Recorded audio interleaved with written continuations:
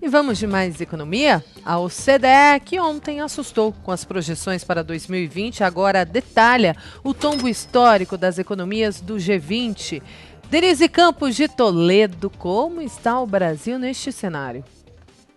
Olha, o Brasil, em termos percentuais, Kalina, até está bem. Mas vale lembrar que o Brasil foi atingido depois que outras economias pela pandemia. Então, nós pegamos aí meados de março a situação, isolamento social, interrupção de atividades, a economia brasileira caiu 1,5%.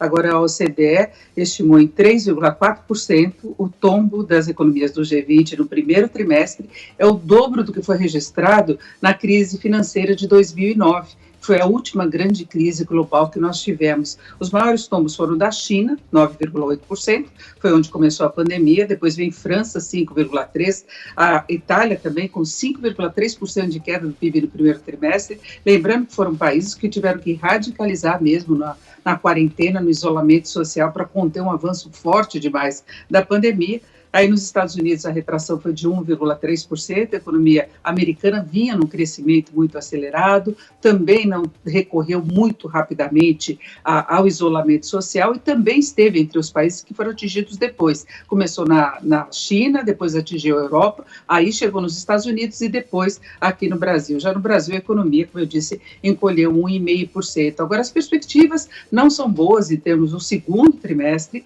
vem um tombo pior ainda no caso do Brasil e de outras economias. Os Estados Unidos há dúvidas, porque eles já começaram a apresentar dados bem melhores em relação ao mercado de trabalho. Agora, vale lembrar que o próprio Federal Reserve está sinalizando uma crise mais prolongada para os Estados Unidos, que deve ter uma retração neste ano. A projeção do FED, que foi divulgada ontem, é de uma queda de 6,5% da economia americana, não é? E você falava do susto que a OCDE deu ontem, ela deixou todo mundo em alerta com as projeções quanto ao risco de uma segunda onda de pandemia produzir uma crise ainda maior. No caso do Brasil, o tombo ficaria em 9,1%. Ô Denise, hoje o mercado brasileiro não opera, né, por causa do feriado de Corpus Christi, mas como é que está o mercado no exterior? Está bem mal, viu, Kalina, com quedas muito acentuadas, em parte por causa dessas projeções da OCDE, em parte por causa das projeções do Federal Reserve dos Estados Unidos, sinalizando uma crise mais prolongada. Só no segundo semestre é que a economia começa a reagir, e aí as projeções não são de uma retomada do ritmo que a economia americana estava, e sequer o mercado de trabalho. Os Estados Unidos foram pegos à pandemia numa situação de quase pleno emprego.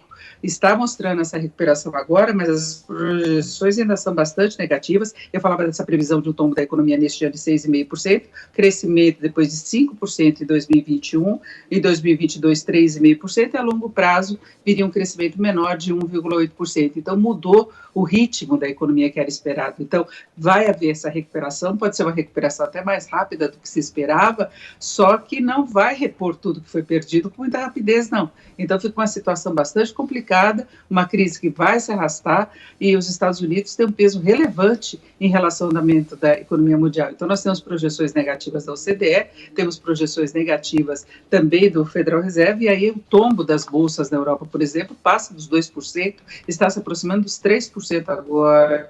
Reino Unido 2,73% de queda, França 2,84%, Japão antes já registrou queda de 2,82%. Parece que o mercado brasileiro, que hoje está com esse feriado, estava antecipando, se preparando para essa travessia, e amanhã vai ter a repercussão aqui no Brasil de toda essa movimentação negativa que nós estamos vendo hoje no exterior.